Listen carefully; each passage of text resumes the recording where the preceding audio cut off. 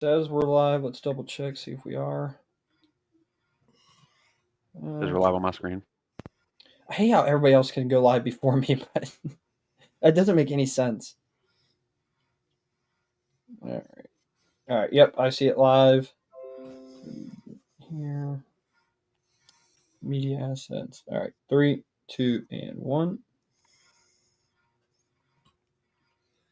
Ladies and gentlemen, episode 59 of the LibertyBaseShop.com live. Tonight in the house, Team Deadly Hertz. Here's some cool, random, and useless facts about the world.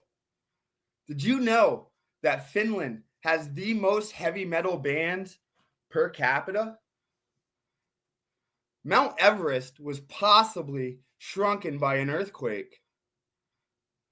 How about this fact, guys? Pope John Paul II, he was made an honorary Harlem Globetrotter. Insane. On an average, 100 people choke to death on a ballpoint pen each year. That is insane. Well, one good thing is that you're tuned in for tonight's live, LibertyBaseShop.com. There's a city named Rome on every continent except Antarctica. Quebec City is the only walled city in North America north of Mexico. For a house appetizer tonight, you can have 2 crab rangoons, 4 chicken fingers, 2 chicken teriyakis, and 2 teriyaki beefs for the low price of $10. For pork, we have Mushu pork and 4 pancakes for $9.95. How about some rice and noodles? The pate, which includes chicken, shrimp, or vegetables sauteed in Thai rice noodles, egg, bean curd, bean sprouts, scallion, and ground peanut. With fried rice, your choice of shrimp, beef, chicken, roast pork, or vegetables for the low price of $9.50. But Bangkok crispy chicken, you know, that crispy dark chicken, meat, pepper, and pineapple, and a Thai sweet chili sauce for only $12.95. Liberty Base Shop, episode 59, coming right at you. We got a big show. Nick Garcia and the TDH gang. Frank Sinatra was offered the starring role in Die Hard when he was in his 70s. New Jersey is the top producer of the world's eggplants. There is a metallic asteroid shaped like a dog bone named Cleopatra. Did you know that Queen Elizabeth II, she was a trained mechanic? And speaking of mechanics, tonight we have that base head mechanic in the house, Mr. Tyler TCP Moore. Airline saved $40,000 in 1987 by eliminating 1 olive from each salad that they served in first class. Crazy. Close to 70% of the world's fresh water is held in glaciers and ice sheets. And you're held right here, stuck, listening and watching episode 59 of LibertyBaseShop.com. We can have Mongolian beef or lamb for $12.95. But I'm a dinner combination type of guy. I want the vegetable tempura and vegetable maki. How about some pineapple fried rice? Lo mein, house lo mein, Mei Fun rice noodles with your choice of roast pork, shrimp, beef, and chicken. But enough of that. Let's talk about tonight. We have Robert TCP Williams, Mr. X booming himself, Caden the Loud Petrie.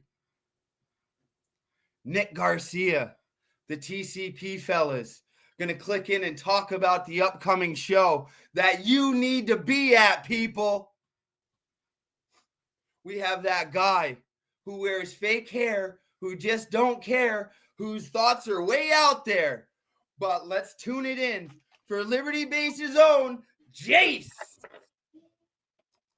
Boom! What is going on, guys? Welcome back to another This Week in Audio, episode number 59. We have got a banger for you guys tonight. We've got I don't want to say the entire, but we've got some of the, in my opinion, coolest cats at TDH on the night. What's going on, guys? What up, fellas? Tyler, you forgot to unmute. Thanks for having us, boys. All right. Yeah, you're good. Last time I did this, I started screaming, like getting fired up, and I was muted the whole time. So I've learned to start looking for it now. Guys, you got a major audio show coming up. Arguably one of the most exciting ones on the East Coast. Are you guys ready for it? I mean, it's coming close. We're gearing up. We got quite a bit that we're still tying up, but pretty much everything's just about ready. As always, the last minute donations are always coming in. Got a lot of people that are reaching out. They're like, hey, I want to donate. I want a vendor. We're pretty much full on vendors. But wow. my living room is getting filled with donation items, and I'm posting them up daily. That is exciting. That is exciting. So listen, I've got a lot of things I want to get into tonight, and I think it's going to be kind of an interesting perspective because, you know, you guys put on a show as a team. You know what it kind of takes to put one on. I don't think people understand it. And then there's also been some announcements about other major events that are no longer happening this year, and I'm curious to get your perspective. But before I get into all that, I want to give a huge shout out to everybody for liking and sharing the Liberty Base Showdown event that is going to be in August 9th and 10th. Pre-order your tickets now online at libertybaseshop.com. Again, thank you to everybody who supported that. We really appreciate it. And on top of that, we have our tax time sales live right now on libertybaseshop.com. You can save up to 50% on some of your favorite audio gear. So if you guys haven't checked it out yet, make sure you click that link. Also, little side note here, the 2024 Liberty Base Showdown shirts are on a fire sale right now on the website. Like, they're not going to get any cheaper, and you're not going to find them anywhere cheaper. And once they're gone, they're gone. I'm making room for these new shirts coming for 2025. So that's my only announcement for that. With that being said, I know they're shameless. I don't do it often, but I figured I'd try to get one out real quick. Jeez, you think you're a salesman or something? Shit. Hey, listen, guys, I just try to do 1% better every day, okay? And if I do that, I'm proud of myself, okay? Anyways, with that being said, Slamology has officially announced that they are rescheduling for the 2026 calendar year. That, in my opinion, that sent shockwaves to the industry. Some people saw it coming, others didn't. And so the question I have for you guys is, do you believe that you are going to have a boost in attendance because of there not being, that Omega show this year? Do you think that these, I don't want to call them smaller shows, but they're smaller in comparison to Slamology. Do you think that we're going to be able to get more exposure this year now? Me personally, I think that our show is kind of early in the season and a little out of the way of Slamology, that it's not going to be a huge wave that we're going to see from it, but I think we should see a little bit, coming from there, because obviously we don't do the car show side, but the main base thing, we're pretty much a base show. But I think we should see a little bit, but I think we're too far away from it as far as timing and the location to get a big wave. Let the other guys speak on what they think as well. Yeah, I venture to agree. After you, it's not just a base show; it's Miz and Haas too. That's Did somebody say stunt walls are welcome to TDH? Yes, if they're aimed away from the middle of the event. That's not what I heard. That's not what I heard. Point it right at every vendor and just let her rip. Yeah. Last year, Bobby Wright decided to just pop his doors wide open and aim it right at the TDH booth and just let it rip. And we're like, oh my God, this is a tragedy right now because we can't talk, we can't think. That shit was so fucking loud. You know, Oh, yeah. Chad's saying this in the comments. You look for a spot and tell them what's happening, and 9 times out of 10, venues won't allow you to come back because sometimes the stunt walls can be so out of hand. And I've had that happen before. That's definitely the crowd you got to control the most, it feels like. Yeah. I have a question. So your guys' venue, this has been your venue for how long? How many years have you guys had it there in a row? Brett, what's it been, 4 or 5 years now? Sorry, 4 or 5 years. 6. At least. Has there been any worry or concern that with TDH growing each year and having more and more attendance that you'll eventually grow out of this venue and have to look for somewhere else? I don't think so. If anything, we just need to use the space more wisely, because we do tend to get like general spectator cars parked down in like the show field side of things. If we were more careful with how we get cars into certain areas, there's more space, there's room to grow. Last year we had like those like construction trailers or whatever they were in the way that ate up a decent portion of that lot. I'd say we probably lost 2 rows of cars over that. Those are supposed to be gone for this year. I need to follow up with that actually, but no, there's plenty of room to grow. We can make much better use of the space moving forward. It's not a concern. The Yeah, joys of hosting at a racetrack just means that people are used to noise in the area, so it's not. Yeah, true. And my wife's in the comments right now saying, "I love where TDH is located. We have a blast every year." And dude, that is so true. I think the venue alone is such a huge selling point for TDH because between having the hotel right there, the Sheets, and some of those fast food places right nearby, it is badass. And where you guys the like the awards and announcements and do the raffle, to be able to do it upstairs with the bar right there and the food, that's a whole vibe and experience alone. So we like to do it outside, but sometimes it's just damn cold, and then we start going to where it gets dark. Whereas inside is just way easier. Everybody can, like you said, get their refreshments, get drinks, get food. They can hear us better. And overall, it's just like you said, it is a vibe being inside there. And, Dude, in indoor bathrooms. Oh, that's dude. A+. Crucial.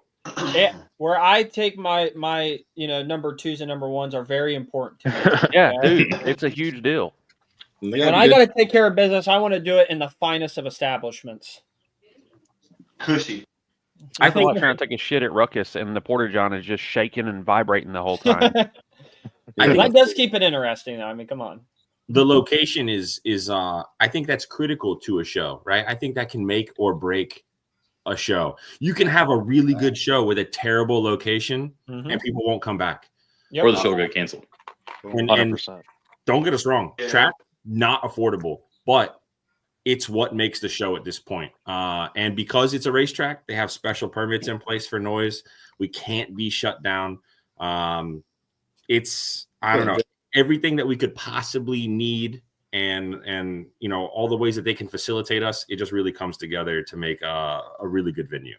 And when they built the hotel, that was just the next level. Also, Yeah, I was gonna say you guys have developed a relationship with that hotel too, to where they're welcoming and they there's look a forward second to it. hotel coming. Yeah, Yeah.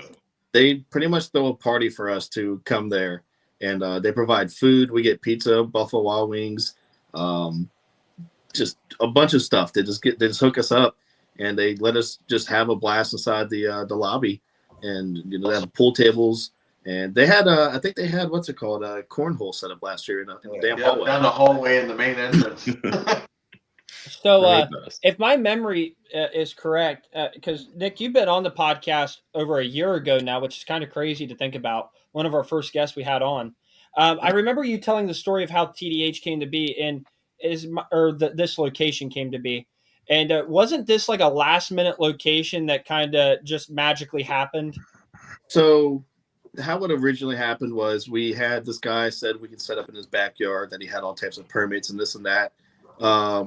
Within about 30 minutes of the show, we got shut down by the police, and we made a call to the track, and luckily it was raining that day. And within 13 minutes, we had this location locked in. I remember Adam Carter calling up and saying, "We'll pay you whatever you want to let us have this location."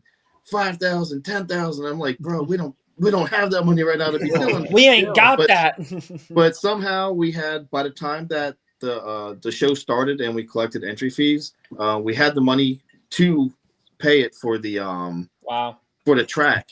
And we didn't have like the insurance or anything for the track. We had nothing. They thought that we had all that. So luckily we kind of like skimmed past and I got you next year. yeah. And but yeah, if it weren't if it weren't for the rain, they were literally about to leave because the rain shut down the track. And if it weren't for the rain, they wouldn't have had the space for us. And if we didn't call when we did, we would have been completely screwed, and that would have been the end of the TDH show. Yep. Because nobody would have came back. So I want to, and so I'll bring up two things now. First thing, yeah, I don't think people understand when a show gets shut down and you've traveled that way, it's tainted forever. We had people. I remember seeing the look on Gary Killian's face. He wanted to punch me in the face. It looked like he was pissed. He like when we moved to the other venue, he didn't even show up. He came the following day, but that Saturday he's like, we drove this many hours and we just set up and we're being shut down. The look on his face killed me. And normally it takes months to get a venue. The fact that we got that's what my second thing I was going to bring up is for Liberty Base Showdown this year, I was looking for a new location that had pavement, right? Because when I think about these pinnacle shows, I think of TDH, I think of Slamology, I think of Ruckus. All these venues have got pavement, right? And they're nice. So I've been working all off season trying to find a venue that, could work around our schedule, understand what we were bringing to the table and stuff. And all the while I'm doing everything I can to get all the proper paperwork in place and make myself feel good to bring all these vehicles in.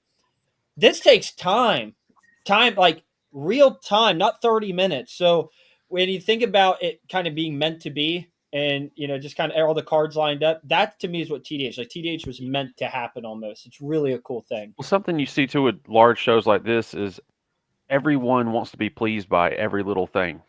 And to them, everything is a big deal. So, like, for instance, one little thing goes wrong at a show, and that's what you hear about. You don't hear about all the good stuff that happened at the show. Like, I remember one year for TDH, there were complaints about the raffle being just on Saturday and not being Saturday and Sunday.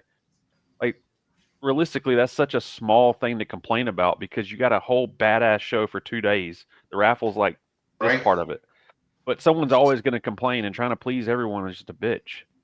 I'm not gonna lie. The raffle is probably one of our biggest selling points of the show because not to toot our own horn, but we have some of the best raffle items and amount of raffle items of any show. Like you go to obviously something like Slamology, if they do like a raffle, they have so many sponsors and just huge names that are going there. And we're just a little drop in the bucket as far as the world sees. And we have so many raffle items. I think we're close to at least 40 to 50 sponsors for donation items this year already. And we got more people still sending stuff in and coming through. Dude, what's funny is when I was thinking about going to World of Wheels with Jace, one of Tyler's ways of coercing me and convincing me to just ditch the World of Wheels is he's like, dude, the raffle. that was like his dude. The raffle. Robert wins every year, bro. Robert wins a big ticket item every year, y'all show. I don't know how he does it. Break it to where you don't. There's some guy last year and the year prior, I think, that bought like a whole roll of tickets. And people were getting pissed off because y'all kept calling his name. But he spent a ton of money. I think it's bullshit. I don't see why he keeps winning. This is ridiculous. Dude's got a whole table of raffle tickets overflowing. I would hate to try to manage that. It's terrible. Really, being that I run the show, I don't get involved with the raffle because I don't want anybody to be like, oh, it's rigged. The person who's won. So I see all this cool shit. I'm like, I want to play with it too, but I can't because I don't want any backlash of, oh, they rig it. So I don't want to hear it. I don't even get involved. We have like 2 people were asking, PRV is donating like 20 things. And they asked us to set up a small table with their items and put up the PRV banner. 2 of the guys on the team were like, I called a banner afterwards. I'm like, damn, I wanted that banner, but know what? I'm going to let them have it because, I don't want anything to fall back on them saying, oh, Nick took it. So I just try to avoid that altogether. That's smart. That's actually, a really great way to look at it. I'm not even going to lie. Living Loud with Andy says, every year was a blast of a time at TDH. Due to personal finances, I won't be able to attend. Unfortunately, I hope to see you guys there next season. Andy, Andy, brother. we love you. Andy's Man, a top shelf, man. I met Andy last year. He was a cool guy. And yeah, I was about to say, in person at TDH last year was the first time I really got to sit and actually BS with Andy.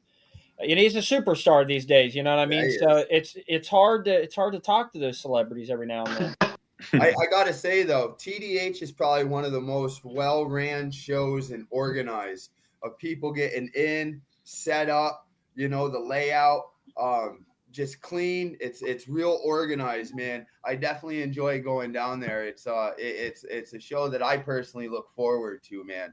That's thanks to these guys right like here. Daytona There's all of 500 them. of car audio. It's kicking off the season. You know what I mean? Honestly, it's thanks to all the competitors and everybody that shows up for real. If they didn't show up, we wouldn't be doing it at all.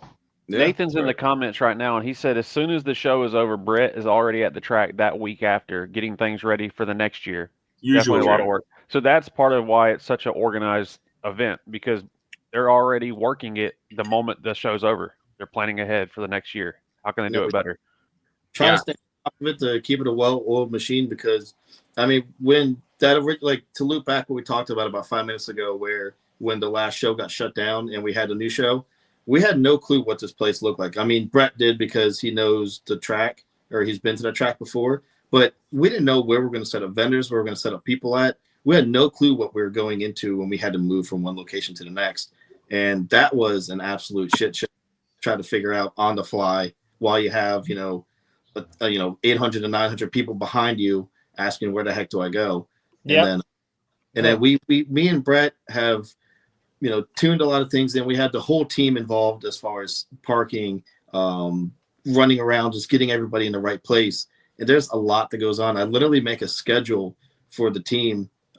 Each person has an hour per day, whether they're at the booth, whether they're selling raffle tickets, if they're, directing traffic, whatever it is, there's actually a schedule that they have to show up and be there for an hour.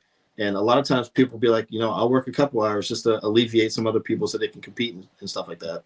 So there's a lot of help involved, and it's a whole team effort, and it's all hands on deck. So that's how we were able to get it as smooth as it is. Mm-hmm. Spreadsheet is key. Been lingering forever. Marley Pigeon Toad. That dude's been lingering forever going to shows. Oh yeah, he's always cleaning up a ton of freaking trophies. I'm going to have to charge him more this year. Yeah, that dude does know how to get loud. He does know how to get loud. Guy wins. So I'm gonna transition us into the next question here. And Rob, if you've got it queued up, I'll send it to you. But guys, I want to give a huge shout out to everybody watching right now. We are at 62 viewers right now. Whoa. Actually, 64 just jumped up. Boom. Super grateful for you guys. Stickers. So at 50 viewers, we do a giveaway. At 100 viewers, we do a bigger giveaway. And once we hit 150, 200, we start giving crazy giveaways. There's 67 of you in here now. If you guys can do me a favor, not only support this live stream, but also show some support for the TDH show and get the word out there. Hit that like button and share it to your friends. Tags your mom, brother, sister, husband, cousin. I don't give a crap who you tag them. Okay, get them in here. The more the merrier. We have a better time, and somebody gets to win free stuff. Can I add on that? Oh, go for it. If we get to 100 view or 100 people on the stream, we'll give a free ticket and a free competition pack. That's $110 Woo, value. Nice. Yeah, holy Christ. shit. That is amazing. With Guys. that kind of giveaway, I can shove sticker up ass. You know what I mean? Eat it. Jesus Christ. If you do it on camera, that's the only way we're going to allow that is if you are willing to do it on camera. That's Mini Trucker 69 after. Oh, shoot. My bad, dog. But listen, you guys know what my it is. outro, yeah. You guys know let what me you have see to that. do. Here, guys blow Rick Thornton up on the screen. Let's see what you were just showing us. Oh, hold up. Wait. Let's go, boy. Oh, he's gonna break Oh, everything. he's got his tattoo up there. Hell yeah. Let's go. That's called dedication. Hell I think, yeah. Nick, you got one too, don't you? Yeah, I'm gonna. It's on his ass. Hell yeah. That's on my ass. So who on Rob, where's your TCP one? It's coming. It's coming. Hey, Oof. who on the team has the tramp stamp tattoo? I want to know. Nate Lugo. It's gonna be lit. It's that Linko. He would have. I've seen it. I would have picked that. I was going to say, if I had to choose, I would personally think it would either be Nathan or Derek. They'd pull Both it off. actually. Yes. So, guys, listen, all you guys have got to do is hit that share button, tag your friends. We really appreciate it. And you guys get to actually benefit from it at the end of the day, which is exciting. We're at 70 viewers right now, so we're creeping up there. Also, I want to give a huge shout out to Suresh Sobnath. I'm sorry if I'm, absolutely choking your name, but he just bought an American-based X-Max subwoofer off of LibertyBaseShop.com. So thank you, dude, so much for supporting the business. We appreciate it. Rob, you had your next question queued up? Yeah. I was curious because, you guys, this is going to be the 11th annual. And I'm sure over the years you guys have seen some pretty crazy things happen at the show, at the hotel, the event period. And I know you guys give out the award for most lit. And one of our teammates, Paul, I think is a back-to-back winner of the most lit. And I'm going to tell you, dude, that dude is motivated to earn it again this year. Like he's very motivated. Very motivated. Very, very motivated to win it 3 times in a row. So what is the craziest thing that you guys have seen over the years that stands out in your mind at the shows, whether it be something car audio related or just drunken behavior, whatever? I remember when Aaron Spurlock won it one year, and the top of the trophy had a trophy on it, and it was opened. So the bartender filled it up with a shot, and he took the shot out of the top of the trophy. That's one of them. That's pretty badass. That's pretty. Galen passed out on the main stage was another one. Galen. I don't believe you. I don't believe that at all. We also someone mentioned Kenny. I remember Derek decided he wanted to. Well, me and my friend Christy decided we wanted to cut his shorts into short shorts. And Christy cut him a little bit too short, and his balls were hanging out. Yeah, but he was still up on the stage. Caden, go through the TDH page, the event page, click photos, and start going. Don't show that photo. No, there are some funny photos on there that you can see. Brett, I'm sorry. I spend so well. Let's be totally fair. By the time things get good, my memory starts to slip. Bert has taken over. That part. Bert is there. But we had a couple of vehicle fires, and those stand out. That's what I was thinking. That's the big one for me. Or we've had a couple of vehicle fires, and that was exciting. Not unfortunate, but not a positive. But it brought some energy into the room. It really did. Oh boy, howdy it did. I kind of want to definitely seen some hooligans doing third-year burnouts at Taco Bell at like 3 a.m. Don't know who that is. That's a good ass Taco Bell right across the street too. Don't ruin it for us now, guys. Come on. No. It's fine. They like TDH guys ruining it. Yeah, don't do that to me, guys. Yeah, we are at 70 takes that one this year. Thank you, guys. Keep going. Oh wait, here's the pic. So what do you guys look forward to the most about this year's TDH event? It being over. When the headaches go away, hell yeah. I mean, honestly, that is up there in the top 3. Like, I love the show itself, but once it's over, it's like, whew. Yeah. For but me dude, personally, for you, Brett, this has got to be a big deal because last year you were cutting it close on having your child, right? Right around the same time frame. 2 weeks prior. That's tough. Yeah, but I was there Friday night, Saturday, Sunday. I had a talk with him about that. I'm like, boy, you couldn't pull out like a month later. Or Hold on. It gets worse. We did the full install in the Civic the 2 weeks that I took off for paternity leave. I spent the whole thing in the driveway doing an install in my car so that I could come and compete at the show. I can hear my wife laughing downstairs. And you got like loudest port score. I did a 172 in a Bass Pro bucket. Did you like blow this up too? I did. I blew one of my DC-8s, but the other one lived just long enough for me to compete. We got a guy in the chat that says this will be his first TDH show and he's nervous. Jay, spun me up. What's he nervous about? Hold me. I don't think you need to be nervous, dude. It's gonna be a good time. It's rare that you go to an audio show and see anyone. Oh, there's at the bar. Nothing to be nervous about, my guy. And everyone's there to be helpful. All the, I'll say TDH staff, because when we're there, we're pretty much staff, running the show, making sure everything's good to go. But there's nothing to be scared about. The judges are there to help with the competition. All the teammates are ready to help out. if there's any drama, we have security on site. Enough of us are there to shut shit down if something does start. So I'm not. There should be nothing to be scared of. Now, if you're worried about guiding everybody, step it up then. That's all. The only thing to be scared of is a demo from Dennis. Oh God, that's accurate. Dennis is saying Tap your that ass out. Dennis is saying Nathan's going to be there, so you should be nervous. And Jacob Morris is saying that Nick has a girlfriend now, so you don't have to worry about him trying to touch your butt anymore. That's probably a lie. I was about to say. I'm still worried about it. Everyone's still worried about it. I'm still gonna touch that butt. I might need it. If the opportunity's there, you got to take it. Am I right? Absolutely, opportunist right here. That's right. So who do we have in the picture that's passed out on the bar? Is that Galen? 3 guesses. Brian and one of the former members, Dan. Dan left us. Doesn't talk to us no more. He's sad day. All right, still love you, buddy. Do you want me to queue up in the arms of an angel? Please. I'll pour some crown out. Yeah, you're gonna get another copyright infringement. Can't even read a Chinese menu without getting problem. Somebody will turn us in. Hey, I'm done eating now. I had to eat real quick. Listen, whoever the wise guy is who keeps reporting us each and every week, it's a bunch of bullshit. Okay, it's one of you clowns out there in Watchland. We know it. They were hating on the Chinese menu. We have Caden up here, the top-notch IT guy, following some IP numbers. He'll decode them. So hell yeah! Last year, Nick, you got to debut your new build, and I think it was somewhat of a surprise for you, right? At least it seemed that way. Am I right on that? It was definitely a huge surprise because I was my friend Larry, a teammate, and was like, "Hey, Larry Heilman." He's like, "I'm selling the Suburban. Nobody wants it." I'm like, "I want it." So I got it, and then me, Brett, him, and Julio were just out at Brett's house.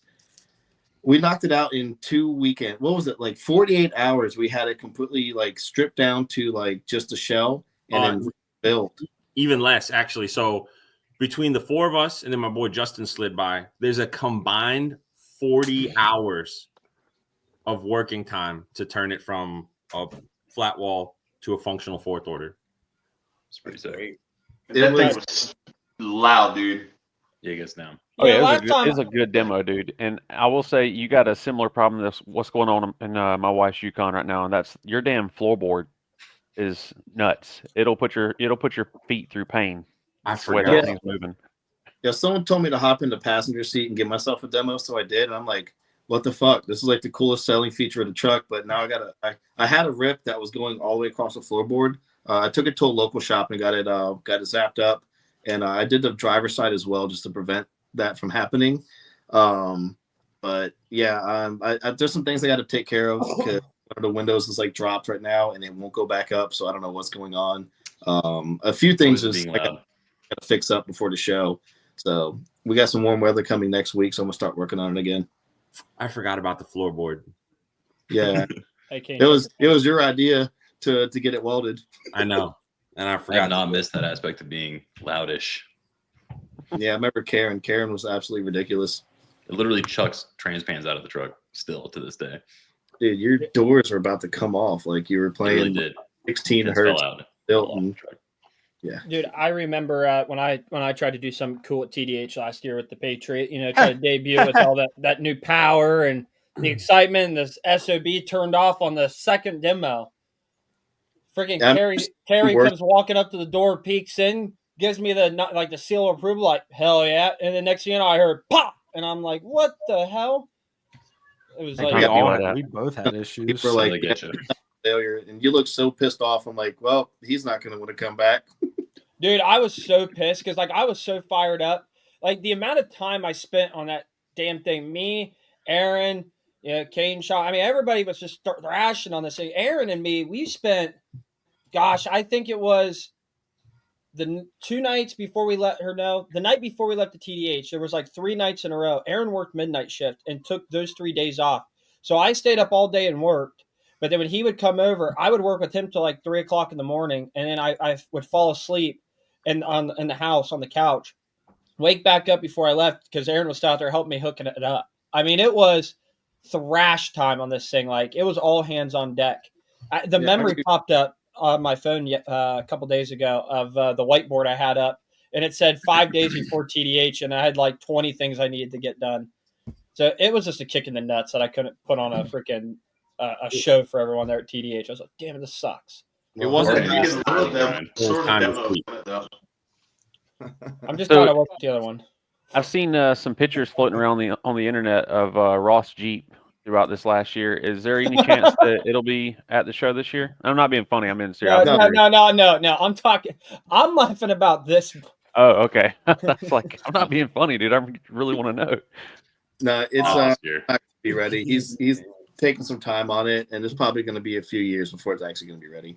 Oh, really? I mean, the thing was ignorant already, and now it's going to be like. I know, that's why I was looking forward to it, because it was stupid before. I can't imagine what it's going to do now. It's going to be like level 10. It's going to be just dumb, absurd. But it's going to be years before he comes out with it.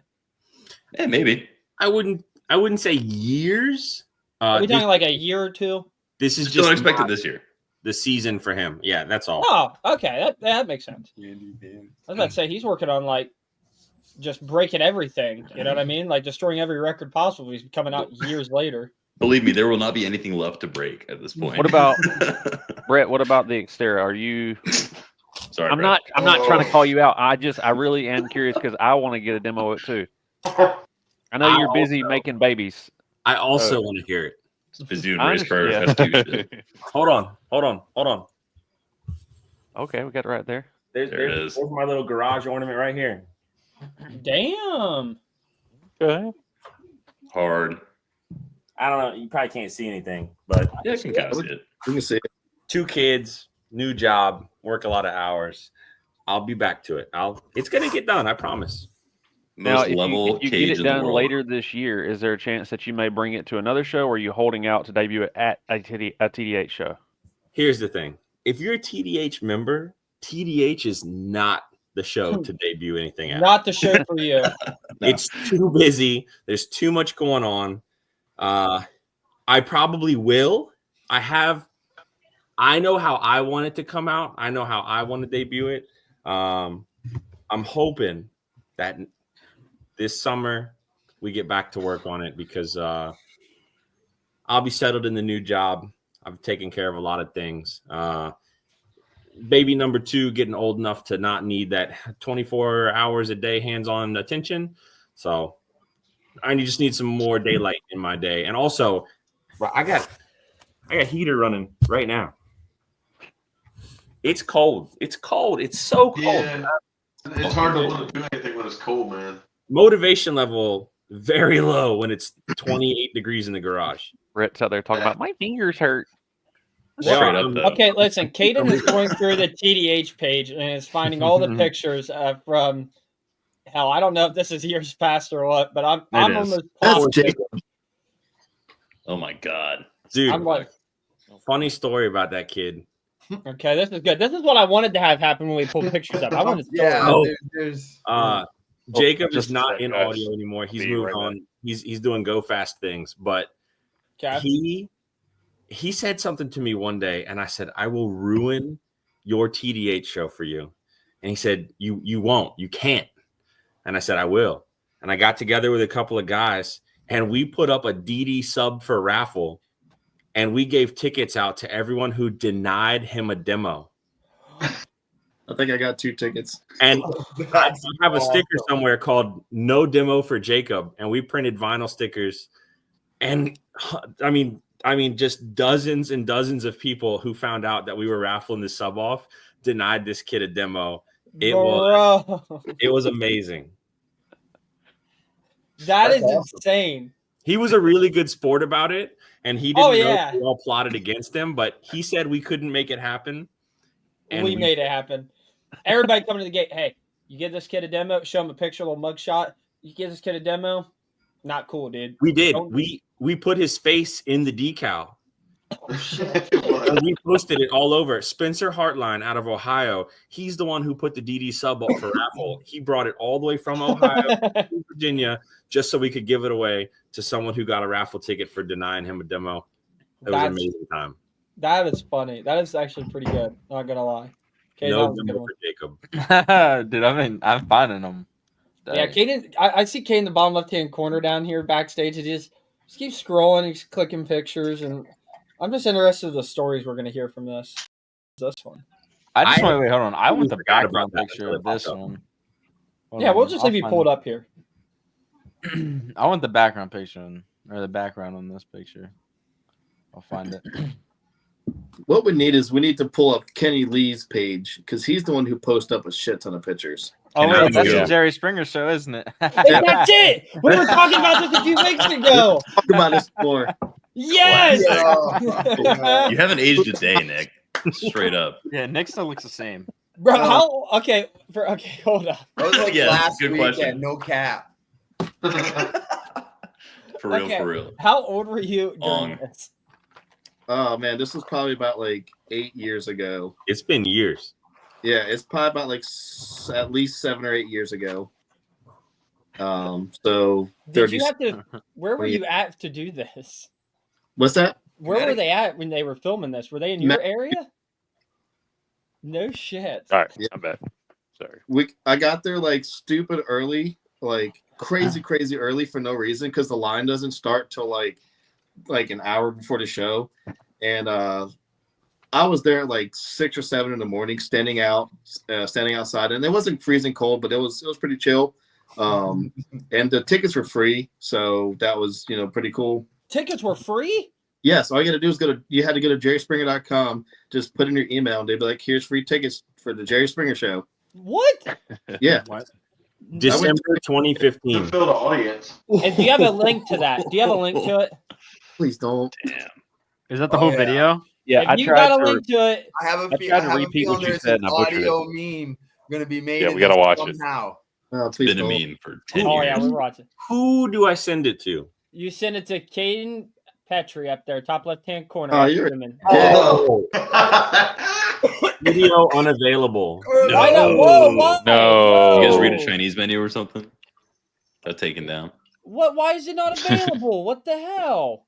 But No. it was December 23rd, 2015. That was like the day it aired. 10 years ago. Holy shit. Wait, did you Old say we got Caden, give me a struck again? Google search real quick. Jerry Springer, put that date up. It says this video has been removed for violating YouTube's terms of service. Good. Damn it, Nick. It's probably Nick's fault. Wait, All right, what was listen. the date? Probably. What was it to say? I've reported it like 57 times. December 15th. I'm watching it on YouTube. What was the though. title of the video? Do you know the name of the title? So Well, Blaine, send it to Caden then. John Dempsey has the clip of it, and I think I have it too. I can, if Yeah. I wasn't using my phone, It's John. okay, you can use your phone. Take your time. The No. audience is raging right now for this They're video. captivated by this moment. Let me see if I can do it on my computer. Hey, if you can't find it, I'll be Jerry, okay, and you just play yourself, okay, and we'll reenact No. this shit, okay? Absolutely not. Hey, Blaine's got it. What's Blaine? up, brother? What? Well, What? Blaine, what, I what? need you and Robert to start bitching at each other about, something to do with about Caden or Well, Tyler or I'm something Hey, like so between that. me and tired Blaine, of we got hearing about plenty. bitching on the internet. Oh. I'm You not got it to work. physically gonna do any bitching, man. Please send it to me. Please send it to me. Wait, rerun it. Oh, No, here we just go. send it to Caden if you can. This will be way better. Hold on. He's gonna like Right, make it like yelling at a sub or an amp sitting there or something. I honestly didn't already- believe I Nick already when see he it commented that on the last video because I was like, dude, there's just no way in hell you're on the Jerry Springer show. I thought you were joking. No, I was on it twice. One time I said something, and another time I showed my ass and You're got good, Jerry Dave. beat. You don't have to turn. Now you're lying. No, Now- I legit. Where's got the Jerry- other video? Jace just wants to see his ass. That's the only reason he called him a liar. Robert, No, shut up, dude. Yeah, I was on it twice. Okay, hold on. Give All me right, the- hold on. Message is coming. How did Alright. you show you? Okay. How does that Wait, even what do you mean? happen? How? Like, There's how really does only this one even way. happen? Pretty easy. So he That- came up to me. I said, "I don't have a comment, but I just want Jerry beats." And I just turned around and showed my ass to the whole. I did the circle too. Bent over. Whoa. Solid. It says that you can't receive my messages, Caden. Why? Whack. It says they don't allow new message requests from everyone. You Send can it to turn me. Brett, Who you're do you think everyone, you are, dude. Caden? Hey, Who do you Caden, think have you the are? parents take the parent lock Oh, hold off. on. I am. Yes. Oh, I got it. I Message got you it. now. No need Brett, to you're a worry. pleb, dude. No need to worry. Here, hold on. Let me. Sorry. Brett eats shit. Still got parental controls on his phone. Hold on. Let me. I'm getting this, guys. Don't you worry here. Oh shoot. John Dempsey sent me this in 7 seconds.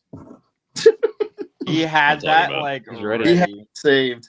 he's Yeah, probably That watching. was definitely in his back All right, pocket. Sounds Oh, like he's We're watching. friends He now. has to be watching because as we were talking about not being able to find it, message request or a message notification. John. Yeah, he's the definitely guy. watching. Oh, here it comes. Okay. All right. Hold on. Oh, Everybody, quiet Oh. down now. Please, quiet. All right. Oh, this is definitely getting copyrighted. It's fine. Who All right. cares? All right. Everybody, here we go. nice. This was for the fat whore at the end. Give home dude with the tattoos a break. Don't be mad that they don't make fat twos.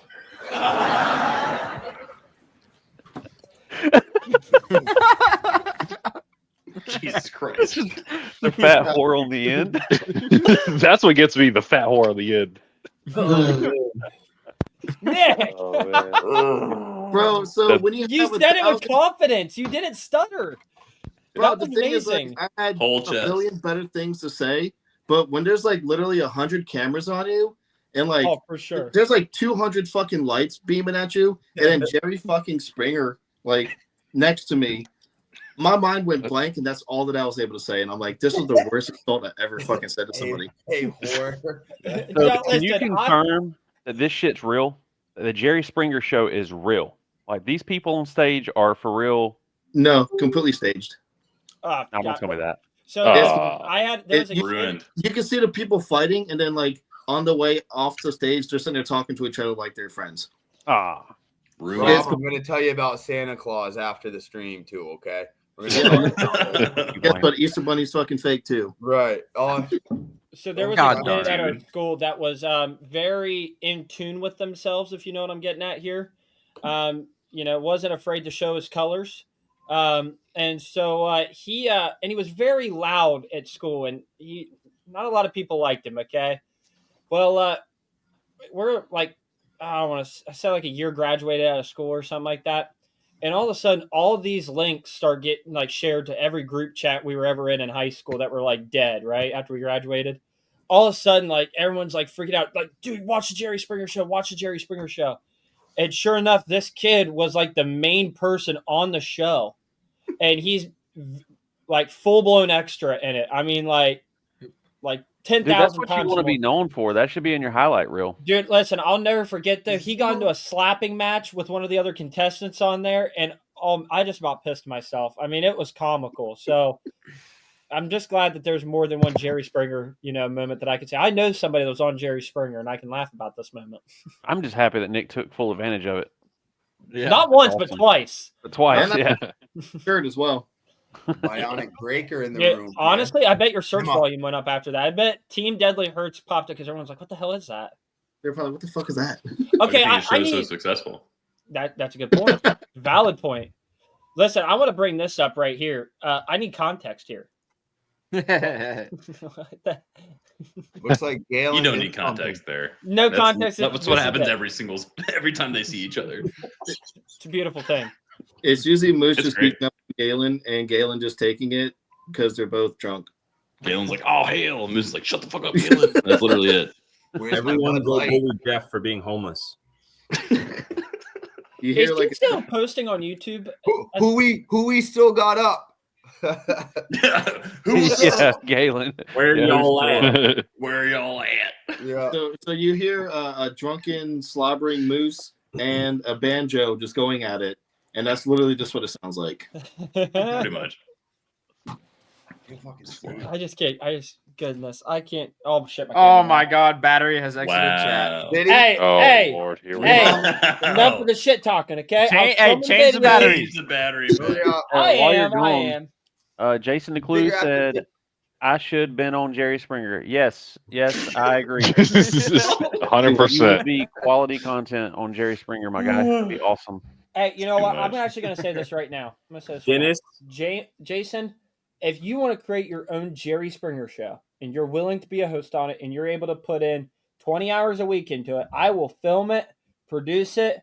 I will do all the work. I just need you to show up on time, ready to party, okay? Because I will that make you camera very rolling. rich. I'll make The you very person rich. who had to do the subtitles would definitely kill themselves. Dennis C said purple Lamborghini at 4 a.m. Dude, Galen's Hey, what's pulled up, into the Terrence? hotel at Ruckus at like 4 or 5 o'clock in the morning with his That's doors. what we're talking And about. I was like That is upstairs, and it sounded like he was right beside my fucking bed with his But who's doors. air tricks in the middle of the road? Stay in the hotel room with me, and he had that really loud fucking speaker. He was dragging it into the room, trying to plug it in at 5 o'clock in the morning. Yes. I was like, Galen, no. And on his way out, it tipped over, and he was just carrying it sideways, no longer on its wheels, just carrying it sideways with his head down, like I'd like kicked his puppy or something. And it was, I felt so sad. I almost said, go ahead and do it. Just how sad he looked. Like, He was depressed. he was. He wanted to play his AM. All he wants to do is turn it up. That's it. Y'all up? All right. Who we Blank. all got up? He's pulling up another one here. Hold up. No, you gotta pull it Oh, down. oh shit, my bad, dog. It's gotta be Whoa, a whoa, whoa. surprise. We gotta find a good one. I'm sorry. I just kind of want to watch the Jerry Springer thing again. I mean, that is comedy gold. No, it's not. It's Now I think it want to is, know. right. So when you showed the ass to the audience, was that broadcasted live and they like censored it the whole 9 yards? How'd that happen? so everything's pre-recorded, or like obviously recorded, and then it's never broadcasted live. They do all the editing and all that stuff. That one didn't make it to TV. I never saw it pop up. I'm very upset about that one. That Was it because okay, that would have was been it the one to show. awkward? Like, was it awkward walking out as there's somebody next to you, like just seeing your ass? Dude, my neighbors see me naked all the time. Anfield has no I shame. don't like most of TDH has seen my dick. You mow your grass butt naked, don't you? I have, and weed whacking sucks. All right, Rick. Hey, I'm good. I see Rick over there like, yo, I'm not. Yo, no. Rick's actually getting ready to send Nick He's a message defending right himself. now, trying to get him scheduled to come mow his lawn. He's on Zillow looking for houses for sale in the area. He's gonna go knocking on the neighbor's door. Listen, I know it's not for sale, but I'm willing to pay you 30% over market value right now. Take my money right now. Let's go. That's great. My next door neighbors are swingers, so that makes it. Oh hell! Oh hell yeah! You start seeing the strobe lights out, through their window. They You're look- going, hell yeah, they're getting after it. The pineapple people. Straight upside down, baby. Upside down, baby. So Jess, are you in the process of building something new now with that Suburban I saw you post pictures of, or what? Barely. Yeah. It's a Tahoe. It's sitting there. I got a lot of plans, but right now I'm just saving money, planning, changing my plan every 2.5 minutes. It reminds me of somebody. I understand. Holy shit! But are you and Rob related in any way, shape, or form? Not that I'm aware of. Distant cousins, distant. It's relatives? normal to change your mind a lot when you got plenty of options. That's normal. It's true. And I'm cursed by having to build something like kind of different, kind of weird, kind of new every single time. So it just takes me extra time. Dude, you know what would be really unique is if you built a stunt wall that actually played English music that we could all listen to and get behind. Where's the fun in that? I've heard Whoa. at least 3 revisions of the plan. No matter what he does, it's going to be fresh. It'll be good. It'll be good. Hey, what We'll is see. this one? No, I don't know. I thought this one looked pretty cool. The OG plan that I heard. Oh yeah. Yeah, it's pretty good. Yeah, more of a focus on mids and highs this time, though. I mean, it'll have like a dummy substage for sure because I can't do it without that. But mids and high stage will be putting in some work. Okay. Go back to that center channel idea with the IB wall. Not IB, but still a cool idea. I appreciate Jess's stank faces when he gets a good demo. Oh yeah, He has gotta a throw good down. stank face. That's what Oh, yeah, that's it. good demo when he does a stank face. Oh yeah, that's how you know. So now we're gonna go down another crazy Well, rabbit hole. Yeah. So we can get into a couple things with this one. So Nick, if you want to maybe talk about this picture, but also talk about the reason why TDH, why is it a memorial show, and who it's a memorial show for, and stuff like that. Yeah, absolutely. So, two people passed. It originally started off for Jeff Lockhart, who passed away, and he was the VP of the team, and we just wanted to memorialize him to keep his spirit alive.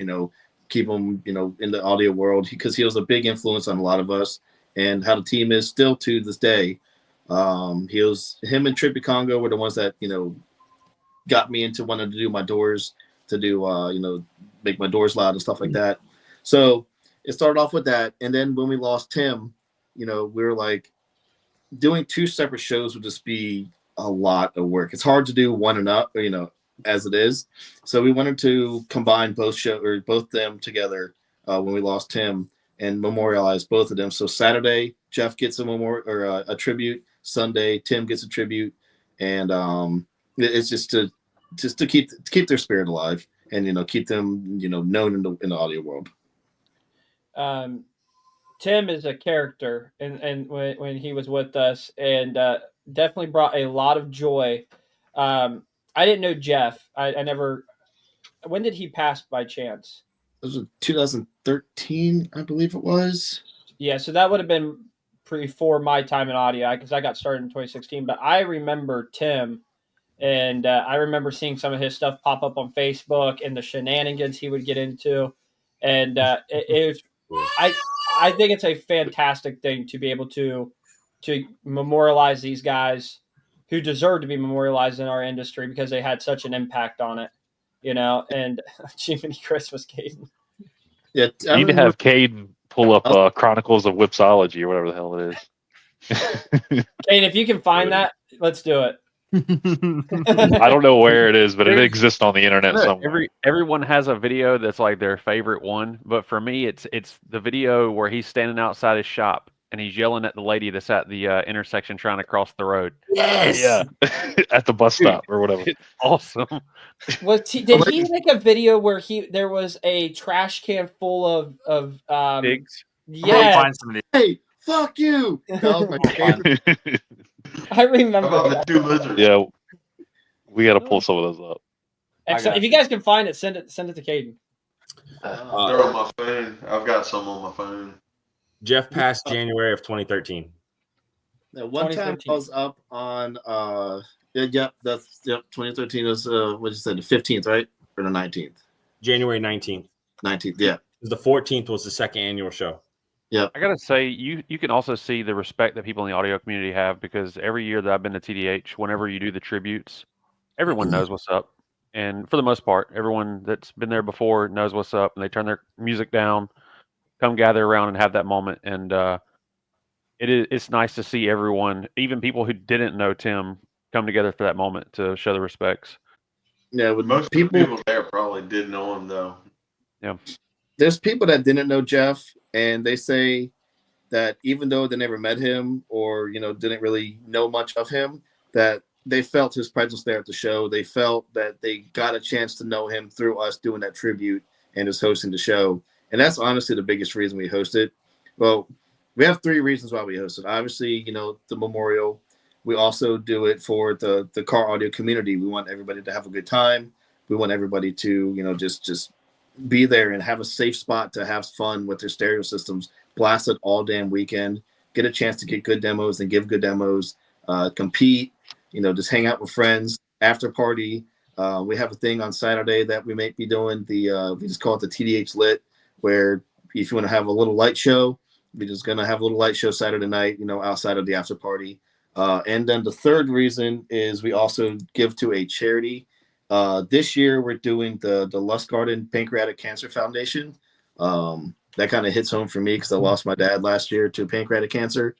And I think that cancer touches a lot of people. And I feel this is something that, would be nice. And it's going to help me heal a little bit, being that we're going to donate to that. And just a lot of people are affected by cancer. So I think this is going to be a big thing. Normally we donate to like the children, children's hospitals and stuff like that. But this one, pancreatic cancer, is a really hard one for me. So that's why we chose to go with it this year to donate to it. And this is a really good foundation. I did some research on it and I've seen a lot of good things. So they don't take any cuts except for just maintenance. and that's it. The rest of it goes straight to patients and to where it needs to go. Love it. That's really great. That's actually awesome. Fuck cancer. Cancer sucks. Yeah, fuck it. Cancer blows.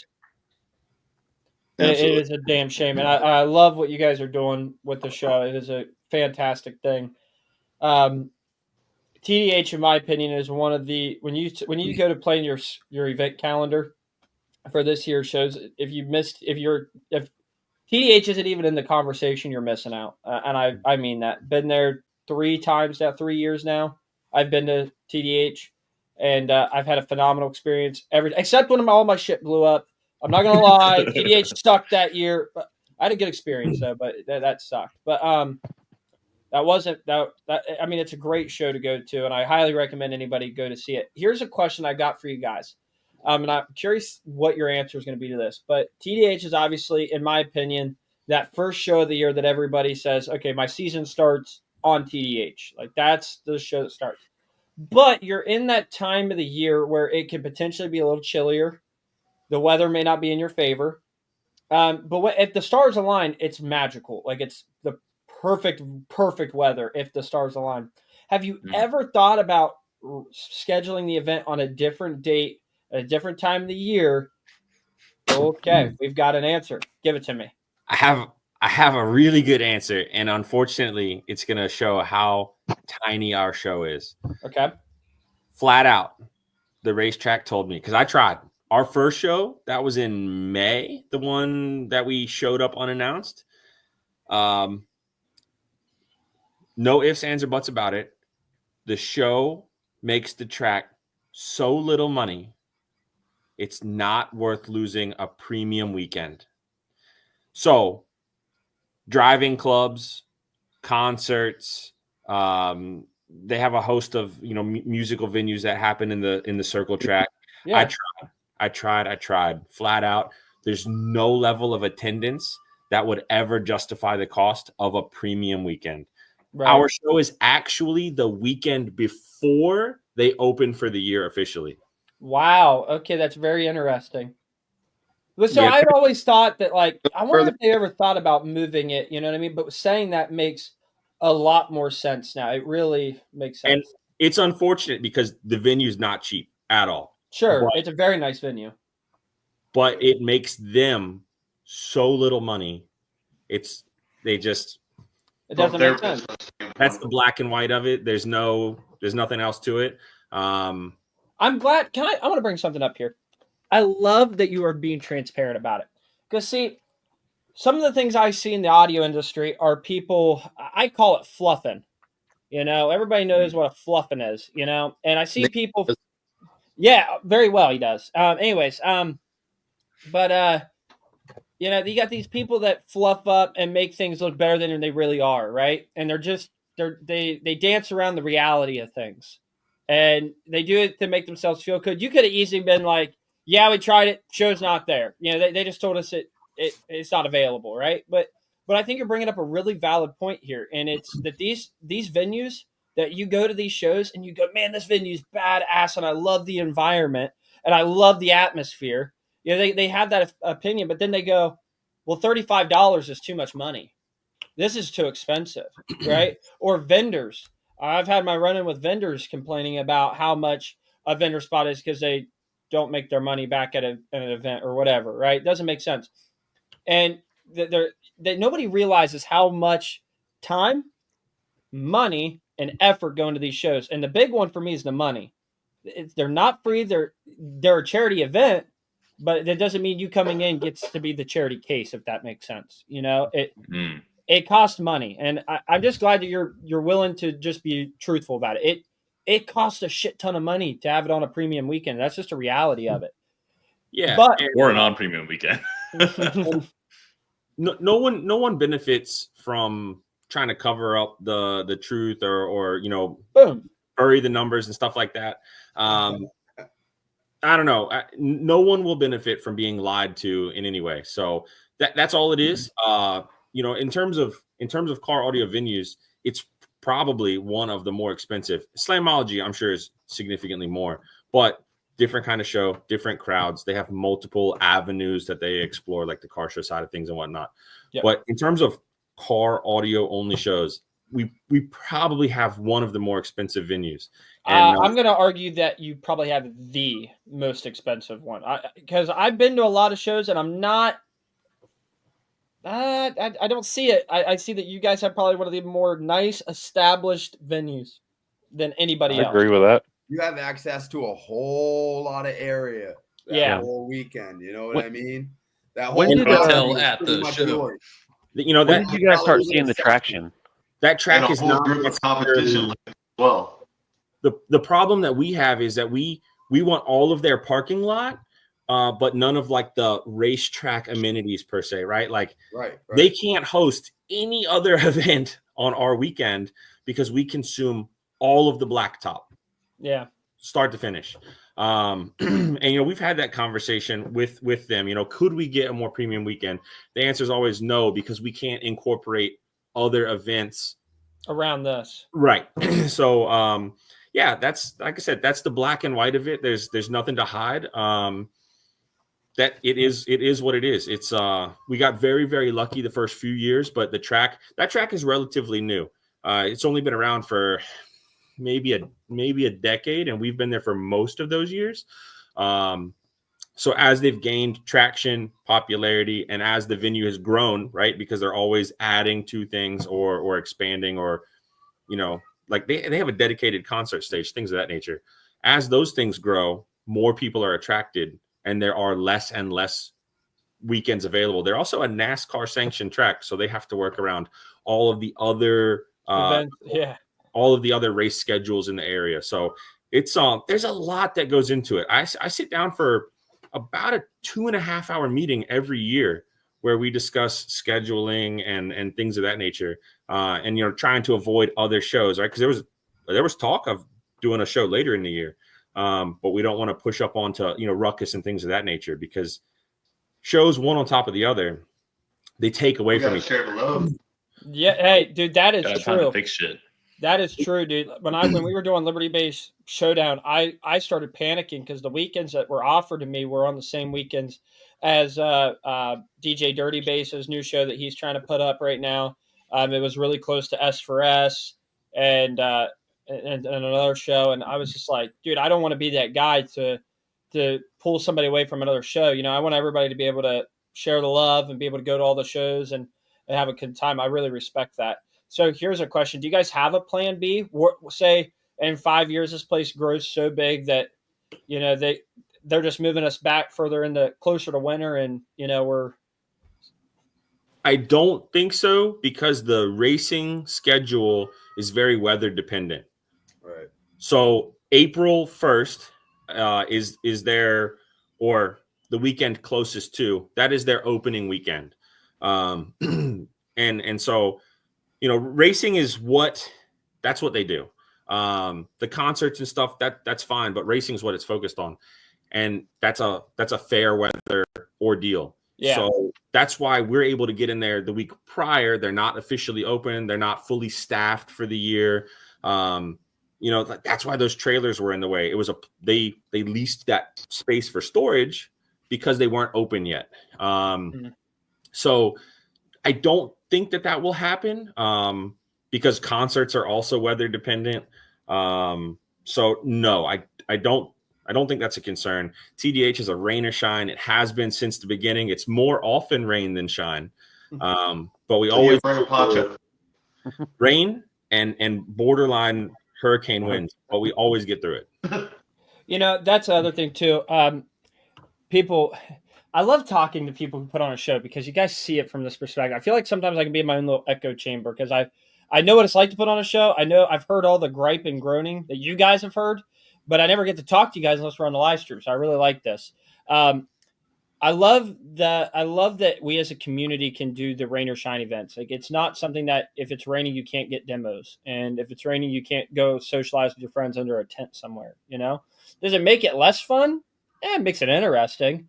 You know, obviously we would much rather it be 65 and sunny. But I hate when people, you know, demand refunds for things like that.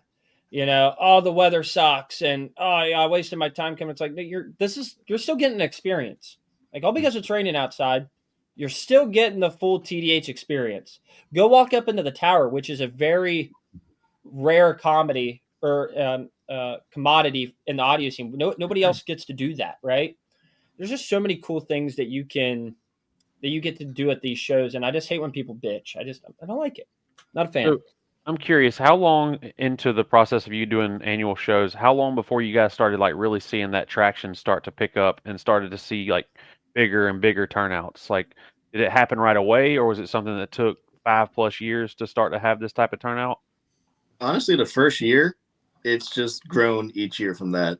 The first year, I honestly have to say we kind of owed to Trippy Congo. He kind of like he put up a lot of money to help out with just getting stuff. Like as far as he kind of bribed some people to come. He didn't want me to know about it, but I found out. And he just put stuff into it to get it going. So once we got that, it kind of like, holy shit, we just did this big ass show, and people are like, give me more, give me more. So we just kept adding, getting better venues, getting more and more raffle items, doing stuff with the SPO lanes to where we try to make it affordable for everybody. Like right now we charge $80. It's going to be $80 to compete at TDH, but that gives you 2 classes per organization. And there's 5 organizations, and 3 of them are 3X events. And I believe one of them you can pay the judge a little bit more, and you can make it a national event versus a local event, and you get extra points for that. And that is Base Outlaws, I believe it is. But you go to an NSPL event that's 3X, you're paying $100 for 1 run. We're giving you 10 runs that you can do, and for only $80. Like, what show does that? Dude, And the lines move quickly too. That's one thing you guys are really efficient at. Is Efficient. the lanes are so efficient because, and I'm not throwing shade, but it's just I've seen it at other shows where if you get in line at the wrong time, you might be in line for over an hour just waiting to get up there. Like you're missing out on time to demo and hang out and have a good time. But yeah, you guys do a really good job of making sure that runs efficiently. And not only that, it's going to bring like the competition up a couple notches, because instead of just running your 1 org or 2 org that you usually do, you're going to have other orgs with other people that you're running against that you usually don't in the same class. So you got to bring your A game. You know what I mean? So there's a lot more competition going on out there. And the early season DA might mean a PB for you. I think a really big thing, and this was for me, I tried, so I know what I'm good at. I know where I should score in certain organizations. Because it's somewhat of a all-inclusive price to compete, I tried new organizations and new formats, and I actually found a couple of things I really enjoyed because it didn't necessarily, I don't feel like it cost me anything to just go try. Right? I got in the classes that I'm really good at, the things that I like, my fundamentals, but then there was no line at this organization over here. Let's go see what they offer. And God, now I can't think of what it's called. I don't know. They have like a 280, 290, 300 class. Base brawling? Base brawling. Yeah, right. Yeah. NADBL. DBL. A phenomenal time because I love base Jeremy races. Smithers. So base brawling was very, very similar, different enough, but similar enough. I had a phenomenal time. I would have never tried that if it weren't for our pricing structure, the way that we do the classes. I would never have tried it. TDH is where I discovered ISPLL's all around subsonic, which is where I love to reside with the Montero, which was the box that was the picture for this live stream. Couldn't have done it without the show. That's cool. Rick always leaves with about 16 pieces of hardware. At least. Wasn't last year? It was Gavin though. Oh, well, you and Gavin both cleaned up. You guys are bringing up a good point with the cost of it being so cheap compared to when you go to other shows, having to pay $20 for 1 org or something like that. And really, everyone's watching this right now needs to take notice of that. And we were just talking earlier about how expensive these events are to hold. You can support these shows even more by competing in these orgs. Even if it's not something you're super serious about, go out there and show support. Well, with Liberty Base Showdown last year, I tried to do that with the organization, and sometimes when you have a lot of orgs involved and a lot of orgs want to make different kind of money, you know, I ran into the issue of certain orgs wanted more money than they really needed, if that makes sense. Like they were still making their money. The other person was making their money. It was all equal, you know, and call it good. And I couldn't get them to see eye to eye on it. I had 2 judges that were really on board with it, but I couldn't get the other ones. And it made it very difficult. I love what the idea of giving value. Slamology does something similar to this. You spend more money at the gate, right? When everybody goes, "Oh man, gate prices are." No. You just got more value if you wanted to do this. No. Okay, and it makes a ton more sense to do it this way than it is for you to buy your ticket to get in, go to the lanes, get charged whatever the hell they're going to charge you, and then you're out even more money. It's difficult though to get a lot of parties to agree on one thing, and I'm really happy that you guys have done it because the community deserves it. It's simpler. Much Yeah, simpler. I've been competing, doing this for over 35 years, and to be honest with you, $80 for all those classes is nothing. One of the first shows I went to was $100 for one class. That's, and that was 35 years ago. Well, listen, if you want to charge me $100 for one class, as long as there's cash payouts, I'm cool with that. As long as I'm supposed to win it. Speaking of nice 4-foot trophy, but still. We have something going on with Bill Calhoun of 315 Custom, Memphis Houston, and Jeremy Smithers.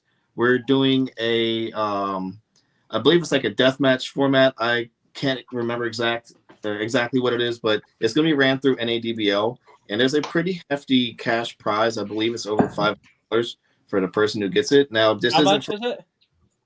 It's over $500 cash prize. Okay. So, but you have to be competing to be able to enter. So you have to enter the competition. But obviously, no extreme builds are going to be allowed. It's more for people that demo and everydayers, not extreme builds. That's bullshit. Now, time out. Now, this is bullshit. Okay, I could drive my vehicle down the stop sign and go get gas in it and drive right back. Yeah, could you do 60 around that track in the Patriot? Listen. Hey, me and Jay talked about racing before. We talked about racing. I'll do it. Will it like no, it? you guys don't understand how significant what Nick is saying. This is a 3 minute of just going crazy, full I was system. already going to do that demo, and come on, let's party. Hey, listen, Hertz. I'll make an agreement here. If I can get the Patriot to TDH, and I go around that track and hit 40 miles an hour around the track without it falling apart, can I enter in? That's how we get kicked out of the track. Listen, I'll be going so fast they won't see me coming, dude. Hey, dude, that track. Dude, I'll be blitzering through there, dude. I'm gonna set track records there. They won't even see me. People don't realize how much of a I've bank already they're done on that with the track. Metro. That bank is. Yeah. Dude, with how much weight is in it? It's gonna take those turns so nice. I No, don't it's think not. you guys. You can tow that thing 40 miles an hour. Hey, dude, the amount of lack of faith that I feel right now is horrible. If there's people out there that haven't been to TDH and you want a kind of an idea of why you should really make the effort, there are folks that are flying from all across the country to make TDH every year. I know when Eric was in Germany, he was flying from Germany every year to make TDH while he was over there. Goddamn right. From Worth the South trip. Africa to run an SPL lane. Wow. You never know who you'll run into when you're out there either. Yep, Heenan, he runs Nitro. But we've had people from Canada, Hawaii, California, like all over the country, and then out of the country too. Like Rob said, Eric came all the way from Germany. Like that's a goddamn hike. What's up, Yes, Julio? it is. Yeah, I mean, just think of the money, think of Hey. the time, like everything it takes to do that, and people are still making it happen. It is worth the trip. You are going to have a good time if you go to TDH. You're going to make memories. Let's get your ass to the show, man. You need to hop in. You need to hop in and get your ass to the show. That's Justin, are definitely you one in? of the best. Where's Justin? Does anybody know where he lives? What state? Florida? Florida. How do we get him to the show? He is someone that I need to have at this show. You pay Well, I'm them. driving up You from slip Georgia. them a check. Slide into their DMs. Say, "Hey, boo, I'll give you $500. Come make my show feel special, and you'll be good to go." Are you saying if Justin could get to Georgia somehow, that, I could you guys definitely got make it. some windshield I know who time? Justin is. He likely doesn't know me, but I know who he is. And if he really wants to go, I can't arrange for him to have a room, but I could probably make it happen as far as him getting Dude, there. knowing Rob will let you cuddle with him in bed. Nah. Guaranteed. This is Justin's actually gonna the be a first big year. spoon. This is the first year that my wife and I are going to have our own room at TDH. Usually we split a room with Tyler and his wife. And Tyler and his wife are probably tired of me snoring and Goddamn right. So. Next door You know what neighbor. really pisses me off about the hotel is every year I say, I want the window side. I want to be able to see the track and see everything going on. And every fucking year I get the side facing the highway. Yeah. Dude, you're the president. What are you doing? But no, they put me on the side of the fucking highway. You got to have some kind of pull, dude. You're the prez. You would think. Like, they must not realize who you are. Like, you got to let it be known when you walk in. Dude, Yeah, flex that a little bit. you need to walk up into there and be like, "Do you know who the hell I am?" And just smack your wang right on the table, dude. Show your ass. Do a 360, showcase of who you really are. That's what they're gonna say. I recognize that ass. They're gonna be like, I saw it on Jerry Springer. 2016, dude. I remember this now. Good God. Well, listen, guys. I might be able to make it happen. Now you're talking. Now you're talking. I like this energy. This is perfect. Hey, listen, guys. This was a fantastic stream, and I want to let you guys know that TDH is by far it is in the top 5 best audio shows in the United States, and it's in the top 3 on the East Coast, hands down.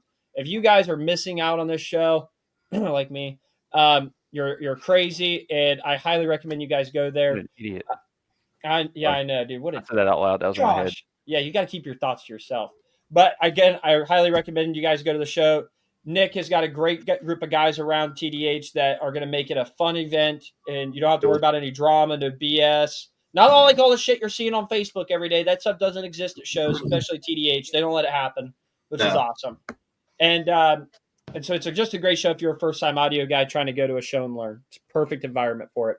With that being said, Nick, give everybody a reminder. When is TDH? What time do gates open? And is there anything people need to know before they come into the show? Write it down. March 29th and 30th of this year. Saturday, we open the gates at 10. Sunday, we open the gates at 11. Music can't start on Sunday until 12 o'clock, just for respect for the local hotels, churches, businesses. Other than that, give it hell. Show up with a raincoat and a tent just in case. Bring something warm and have a good attitude. We don't leave the negativity at the gate. We don't want that shit there. Make it positive. Mm-hmm. Well said. Well said. Guys, listen, 70 viewers the whole stream, like consistent. Topped out at 89. So I freaking love you guys. Caden, can we get a deal? I want you to pick somebody that's going to be attending the show and give them a free pass for the show and for the SPL lanes on us. Let me know who it is, and then we'll make sure that they get in for free and they get free competition. I need their name on the wheel. You know what? Hey, Rob, are you seeing the screen right now? Like, can you see chat? Yeah. Okay, pull up your private chat there on the bottom. If you are going to TDH this year, say going in the comments one time. Don't freaking spam going 90,000 times. I'm gonna just like. If I see it spammed more than once, you're already disqualified. Yeah, you get Actually, a consolation This is going to help prize. the algorithm. This is going to help the algorithm. Spam the absolute shit out of this right now, and me and Rob are going to pick.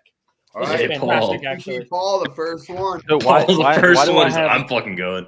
Why do I have my private chat brought up so you can message me? I'm assuming. Yeah, you're gonna pick someone, and I'm gonna pick someone. See if we're close.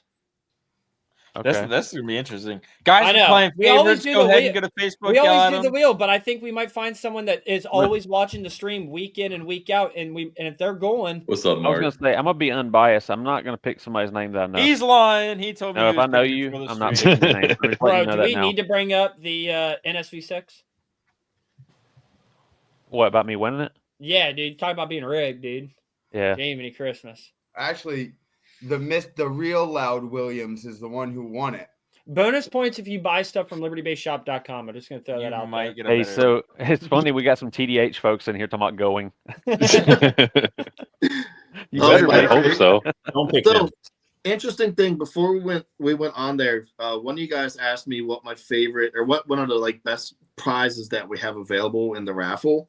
Oh, I yeah. just got to say right now, like I'm a DC Audio fan. I love Sundown. I love Gale Force. All of them are big supporters of the team.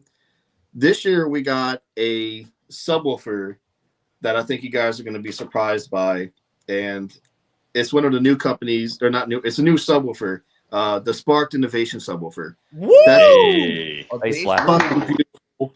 I'm gonna be posting up pictures. So shout out to Ed Lester for that Yeah. one. Partner Rich. That sub is absolutely phenomenal looking. It has such a nostalgic 90s vibe. feel. Like retro. It's so Right- retro. Right Absolutely. back to Audioban. Yeah. Dude, yep, Yeah. that- Big music sub.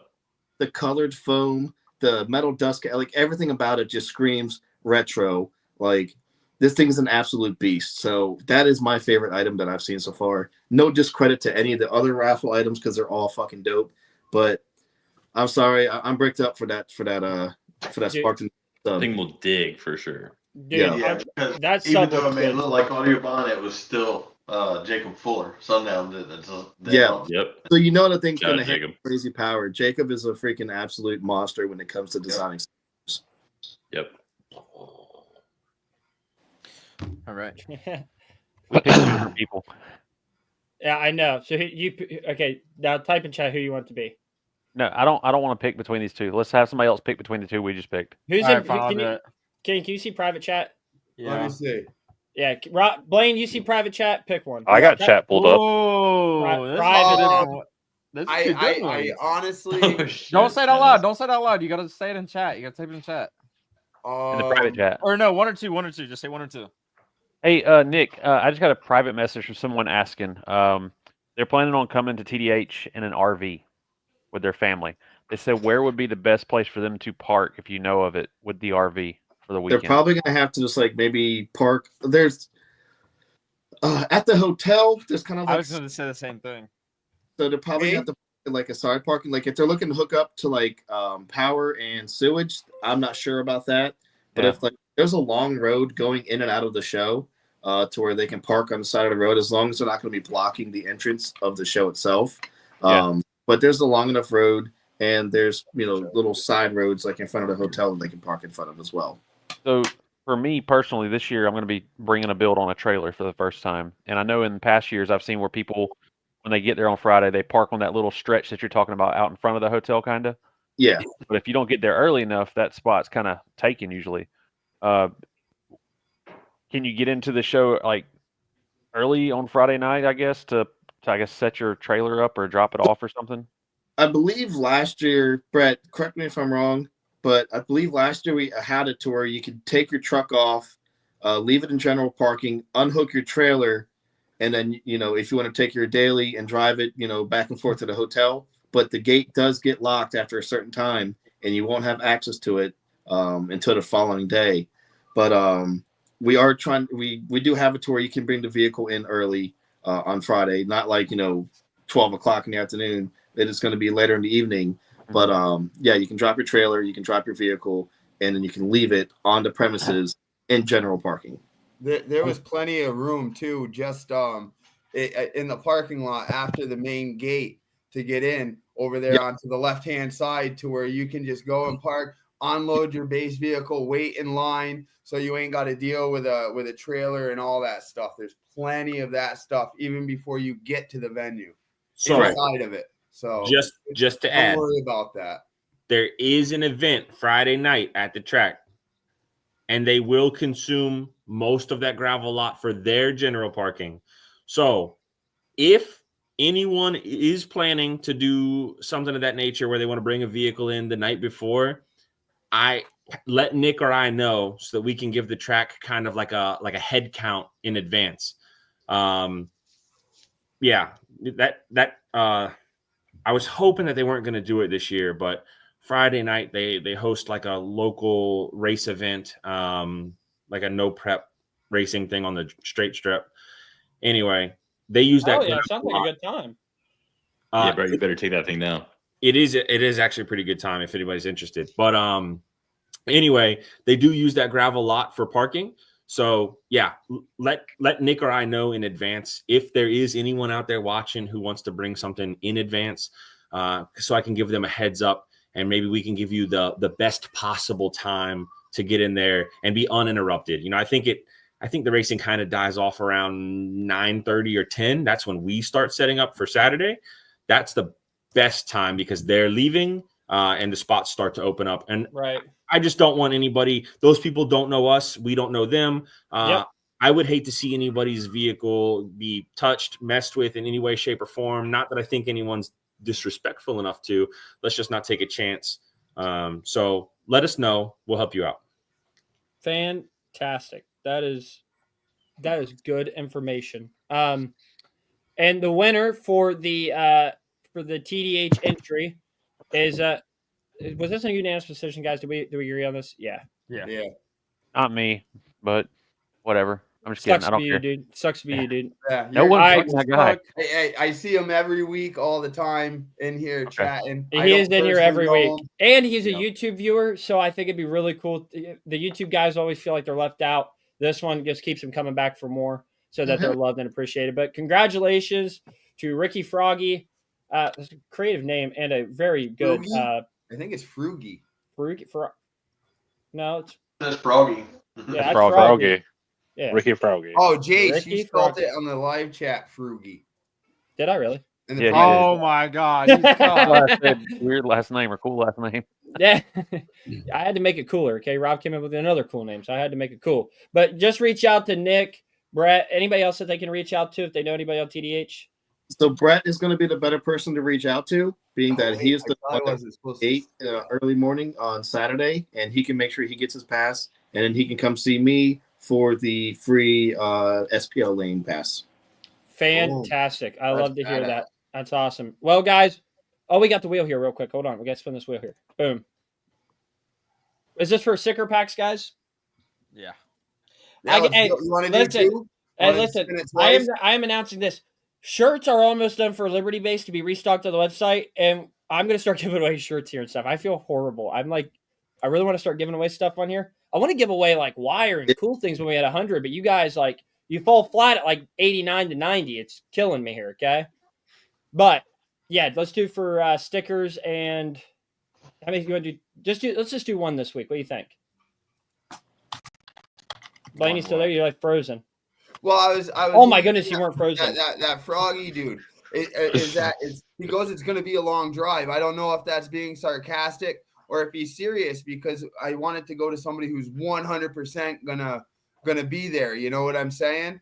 So that's why I kind of paused, and it was like calculating in my head if that was sarcasm or not, because it's actually one of the best shows to go to. So if you're gonna go 100, with unequivocal without a doubt, that's who deserves this ticket, because this is badass. We don't want to. So make sure you're being serious here, Froggy dude. Yeah. Hey, also, if you're still in here watching, business here, all right? Justin Rosado, if you're still in here watching, shoot me a message on Facebook, Robert Williams, All right. and I'm sure I can figure out a way to get you up to TDH for the weekend. Like I said, you'll have to figure out lodging, who you can crash on the floor with or something, but I can definitely help with getting you up there. That's huge. Appreciate that. That's Justin's awesome. badass, man. I've met him a few times. His energy, it's unmatched. You know what I mean? That's fantastic. I see him on Facebook a lot. He's designing his own subwoofer. That's so cool, dude. He's a cool dude, man. Yeah, he is. Passionate. All right, spin that thing. Who's Spin getting that the thing. crummy stickers? Wait, Blaine, what if we combine? Blaine, what if we Ooh. combine? Come on, don't get shine on yourself, man. Nobody wants these. All right, This spin for that wheel. Blaine's then. Dude. This for Blaine's. All right, you want to really kind of like I'm down to Combine? combine. We both sit on it. Combine. Yeah. Do it. Touch tips. This is it. who's This is winning? it. I don't have my glasses. In the fucking Oh list. yeah. Who we is both it? wanna. We'll both send him a sticker. I can't read it. It's so blurry. Yeah, Efren Rivera. Efren. Yo! He sent me a friend request today. Hey, Yeah. isn't that We got no magical? friends. He's a good dude. I think we're actually gonna have him on the live stream. I think in a week or two. Actually, we were talking on Facebook because he is he's really big on affiliate codes. Like, Yeah. like making money doing it. You know, Yeah, not yeah, just totally. giving 5%, but repping brands and pushing to make a little side cash. And I think it's just a really interesting perspective. So that is awesome for him. He'll love those stickers. That is Ed, some smart fantastic. innovation. combine in that one. Can Brands just could pop be in a there. side hustle. So again, Blaine, what'd you say, buddy? I said, do you honestly think pushing brands and stuff like that through a social media could actually gain like a revenue as a side hustle? I Or think is that like for another show? Let's No. save that question for him. I'm shutting up and muting. Fantastic. Well, listen, guys, I'm going to start off with our chief media correspondent. He's been quiet tonight, but he gets us all the juicy details on social media. The one and only Basehead Mechanic down there. Where can we find you at on social media, buddy? Well, you just said it. Basehead Mechanic. I'm on YouTube and TikTok and Facebook. Hell yeah. Blainster, where can we find you out on social media? Boom. Mini Trucker 88 on YouTube. Blaine Hastings on Facebook. Not to be Not confused to with be Mini confused. Not to be confused with Mini Trucker 69. It's a whole nother account. Roberto, brand new YouTube channel. He's out here. Yeah, he's out there growing. Tell us where we can find Dramatic Sounds on YouTube and just Robert Williams on Facebook. Hell yeah. And Caden, where can we find you at, dog? No, Caden Petcher, X Booming on everything. Hey, you know, never mind. What? Say it. No. No, No. I thought I'll tell you after this. All And guys, listen, you can find us at libertybaseshop.com. Get all your audio equipment. Again, we've got our tax time sales running right now. Some of the best deals in the game are going on at Liberty Base, up to 50% off your favorite brands. You can pre-order your tickets for Liberty Base Showdown now too out on the website. It's up on the if you're on your phone, click the filter options down at the bottom right there. You can buy your tickets and get pre-registered. And Nick, one more time, remind the audience, where can we go to TDH? Where is it at? Dates, times, etc. It is at Dominion Raceway in Virginia. What is it? Wolford or Spotsylvania? In Spotsylvania, Virginia. And it is March 29th and 30th of this year. And yes. That's If you beautiful. don't go, you're wrong. You're missing out. You're missing out. You're man. not a real basehead if you don't Definitely go. Jace. Come through. If you don't, With that Yeah. being said, guys, we will see you guys next Wednesday at 7 p.m. for another This Week in Audio. Actually, it'll be episode 60. It's pretty cool. So we'll see you guys there. Dang. Again, thank you guys for watching. Peace.